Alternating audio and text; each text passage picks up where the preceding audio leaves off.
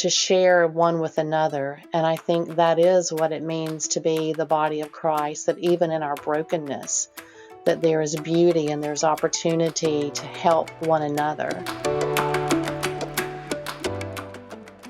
That is the voice of Reverend Joanne Cooper, one of our guests today on the Louisiana Now podcast. Welcome in, everyone. I'm your host, Todd Rossnagel. It is great to have you along with us. Our focus today on this particular episode, hunger.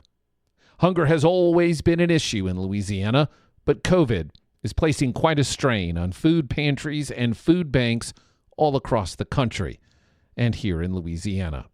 Our guest today, the Reverend Joanne Cooper from Gretna United Methodist Church. Their pantry feeds hundreds every week. We'll get some insight from her and where she sees God moving in the midst of this crisis. But we begin with Mike Manning, President and CEO of the Greater Baton Rouge Food Bank, one of many food banks all across the state of Louisiana. We'll leave links to all of the food banks in the show notes of today's episode. In a recent letter, Manning said that a food shortage is becoming a reality and that Feeding America anticipates the demand for food assistance this year to be 60% higher than pre-COVID levels. And at the same time, available food resources will be cut in half. Manning describes COVID and the effect on hunger as an ongoing hurricane.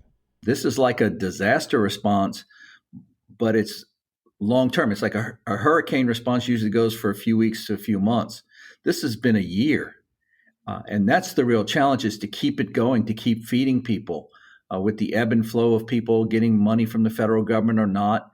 The numbers increase and decrease, but not significantly. So it's been a real challenge to feed so many more people than we have in recent history. For Mike Manning, the pandemic is unlike anything he's seen in his 17 years at the food bank.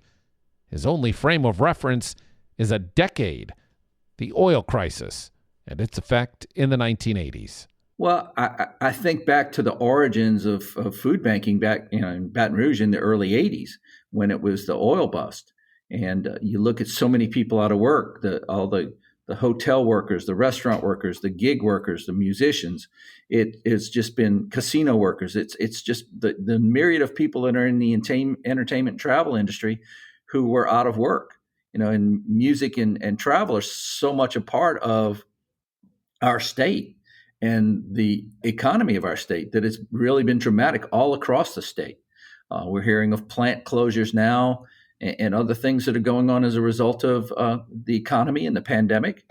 And it's really going to be a challenge for us as we move forward collectively to find out ways that we can continue to address the need, but also try to find ways to resolve the need and get people out of the lines, no longer needing assistance from us.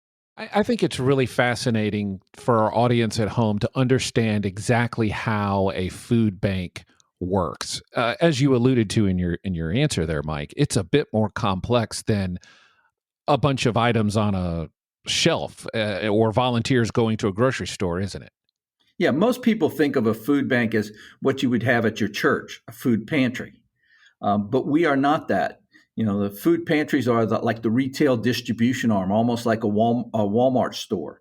And we are the regional warehouse or the distribution center for that Walmart store, in that we bring food to over 100 of those retail distribution, last line, if you will, to connect to the clients throughout our entire 11 parish service area here in Baton Rouge.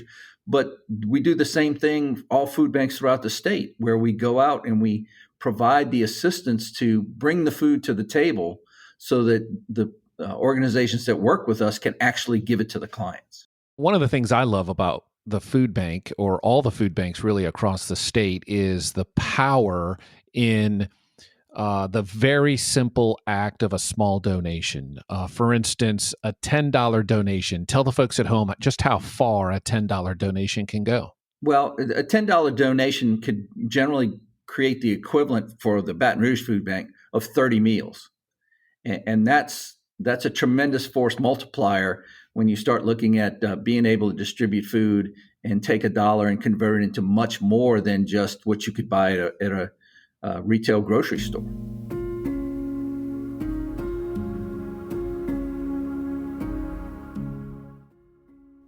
As we mentioned at the top of the show, several churches in our conference work with food banks all across the state.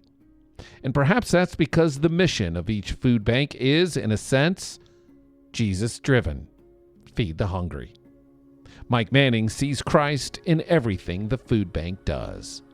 I see him in the faces of the people we help. The children, the seniors, the working families.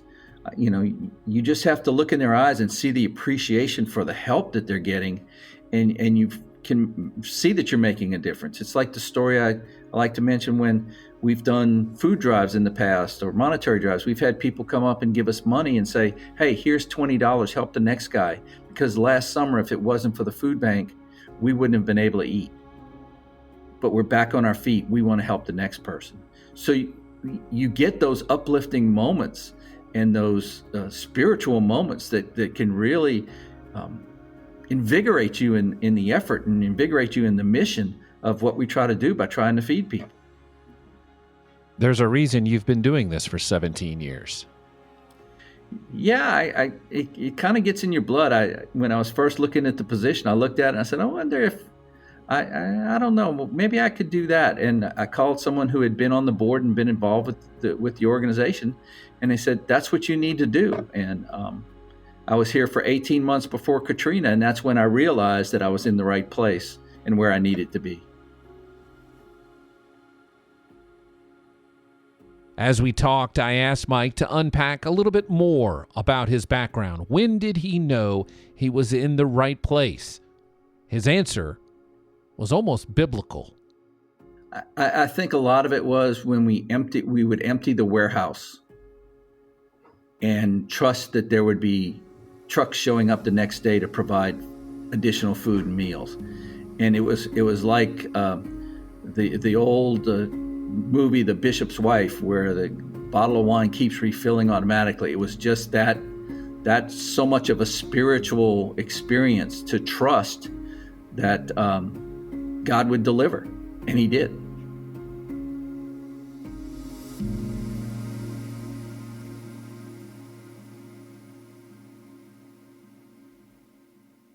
Mike, I want to take us back in time for the folks at home who may not know this story. During the great flood of 2016, 30 inches of rain in a matter of days all across South Louisiana. The Baton Rouge Food Bank had, I think I remember hearing, about 4 feet of water. You lost about 500,000 pounds of food. That's about $1 million worth of product. Take us back in time, if you will, to the flood. Well, it was really interesting. It was a Sunday morning, and I came up to the food bank, and I drove up, and I walked over the railroad tracks as I walked in boots, wading in, and I saw the 4 feet of water inundating our facility. And most people ask, well, what did you do? Who'd you call? Did you call your staff? And I said, no, I called my general contractor. I needed bodies, I needed equipment, I needed to get this place turned around and cleaned up. We were back to about 70% of our operating capacity within 4 days. But it took us 4 weeks to clean the warehouse because we had to disinfect. We had to pressure wash, disinfect, and then dry the entire warehouse and then have it tested to make sure it was safe. So we had all sorts of industrial hygienists and all involved to make sure that we could use the warehouse. And we were back in the warehouse in 4 weeks, but then we had to wait until we could finish the renovation of the restoration of the flood damaged offices, which took a lot longer period of time. But it was one of those experiences where we were challenged. It was a disaster, and we were offline, and we had to get back online as quickly as we could because we knew our communities were depending on us. What is your greatest lesson when you look back at the 2016 flood, Mike? Stay on mission. Don't be distracted by the little things that cause you trouble, like a little water in your facility. Focus on what you need to do to stay on our feeding mission, to feed people who are going to be more dependent on us than they were before. Mike, as we finish our time together, what is your message for the folks at home who are listening to this and maybe connected to the Greater Baton Rouge Food Bank or a food bank inside the state of Louisiana or a food bank somewhere else in the country? What is your mission to folks who may be listening today? We need your help. We can't do what we do without our community supporting us. That's the key for us. Everything we've been able to accomplish here, recovering from the flood, all the things we've been able to do in response to pandemic and hurricanes and other things has been a result of the community rallying around us and truly making that difference, because we can only do what we can do with what the community helps us to accomplish. So we are totally dependent and reliant on our communities to be successful. So we look to churches, we look to individuals, we look to everyone to rally to take care of your neighbor. And that's basically what we do, is we try to take care of all of our neighbors who are in need. Mike Manning, President and CEO of the Baton Rouge Food Bank. Mike, we know you are a very busy man this time of year. Thank you so much for carving time out of your day to talk to us here on the Louisiana Now podcast.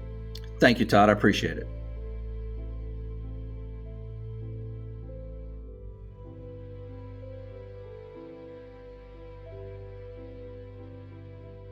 We're going to take a break. When we come back, the Reverend Joanne Cooper from Gretna United Methodist Church.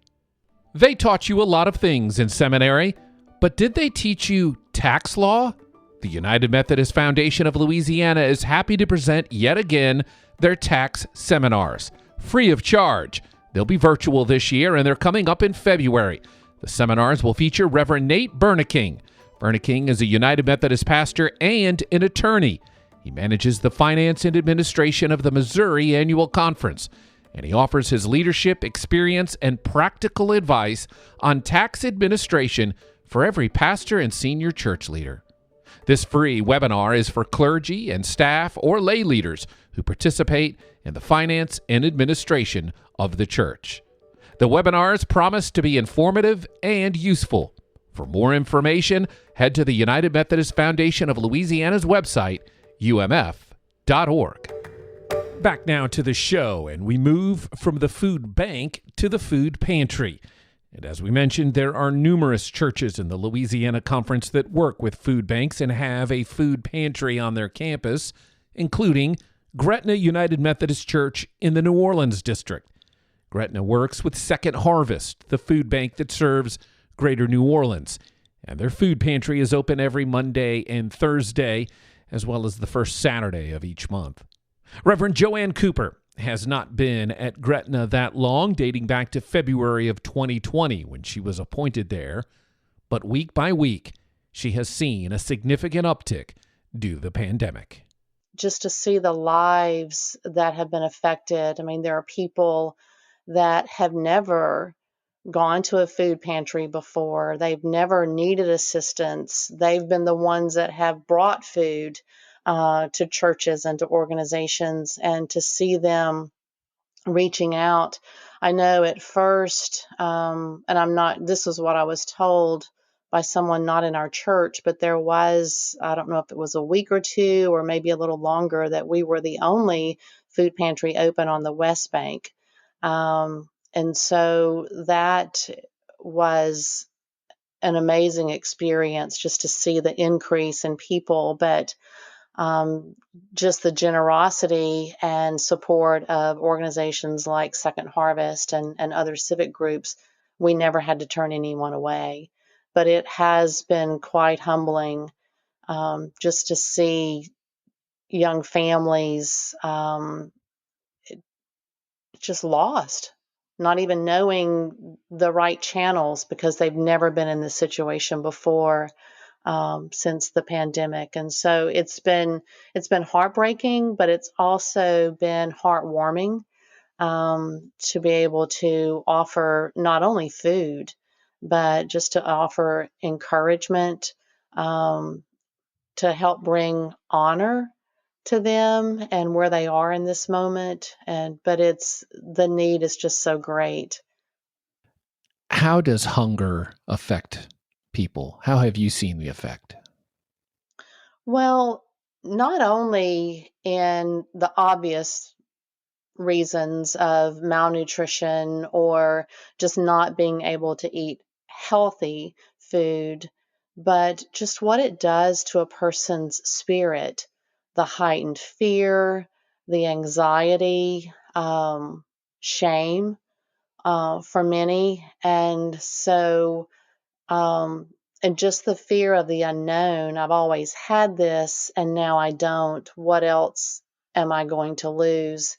And so normally when a person gets to that place, from my perspective here at Gretna, just the little bit that I've been able to experience in the past year, it's so much more than just the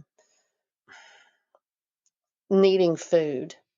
But by the time you get to that point that you have to ask for food, most of the time you've exhausted all other, means that you have, and so just to see what it does to a person's spirit, what it does to their self-worth, is quite humbling. We know in Scripture that Jesus says when we feed the hungry, we will see Jesus. Hmm. How true is that for you? Oh my goodness, it's amazing. I grew up in a childhood with an alcoholic father, and so there were times that we needed assistance. And so, when Jesus broke the bread, he said, "Remember me." And so when we are able to share that bread, to share those fresh vegetables or fruit or canned goods or meats and dairy, when we're able to share that, it's more than just seeing Jesus in the appreciation of others and the humility of others and the gratitude of others, but to be able to remember um, the brokenness and the opportunity to come and be a part of that, just to be able to share one with another. And I think that is what it means to be the body of Christ, that even in our brokenness, that there is beauty and there's opportunity to help one another. And so that, but I see Jesus in their laughter and in their hope, and in their appreciation. And, when it seems like a person, and I'm sure maybe some would just have that moment to be so angry, or I don't see that. I see I see gratitude and I see them encouraging us, and not only through gratitude, but just in words of blessing and sharing a bit of their time with us, and that feeds our souls as well. Joanne, just listening to you, we tend to complicate the gospel at times, but I have a feeling that when you're in the pantry, that the gospel is very clear. It is. It is. I think about all the opportunities that I've had in my life, and even those um, experiences where we learn the most seem to be, in those darkest nights. But to be able to, as I'm helping someone or as I watch, I mean, it's really the people of Gretna, they're so gracious and they're so generous, and they know what it's like to have your world just, turned upside down in a moment. And so there is this connection with all who are hurting, and to see them live that out, to see their graciousness, and even in the midst of their own uncertainty, it really is sharing the good news of Jesus Christ, and they just amaze me, these people called Gretna United Methodist Church, and to see their love for the Lord and their love for one another and their community, And that pantry has not only been a source of help to our community, but I'm sure in its own way, it's been an anchor for us, helping us stay focused on who we are and the difference that we can make. And that's always encouraging when you have that sense of purpose. The Reverend Joanne Cooper, Gretna United Methodist Church, celebrating your 20th year in ministry. We thank you so much for carving time out of your busy schedule to talk to us. Thank you so much, Joanne. Thank you, Todd. It's been an honor. There are 5 food banks serving Louisiana. In addition to Second Harvest and Greater Baton Rouge, there is the Food Bank of Central Louisiana, Northeast Louisiana, and the Food Bank of Northwest Louisiana. We have included links to all of them in the show notes of this episode, and that includes ways you can support them financially. Thank you so much for listening to this episode of the Louisiana Now podcast. We so very much appreciate your support. Again, if you haven't done so, we would really like for you to leave us a positive review on iTunes and subscribe to the podcast if you haven't already. And don't forget, we'd love to hear from you. Our email is podcast@la-umc.org. If you have an idea for a show, we'd love to hear from you. For our producer, Mary Burley, our sponsor, the United Methodist Foundation of Louisiana, I am your host, Todd Rossnagel.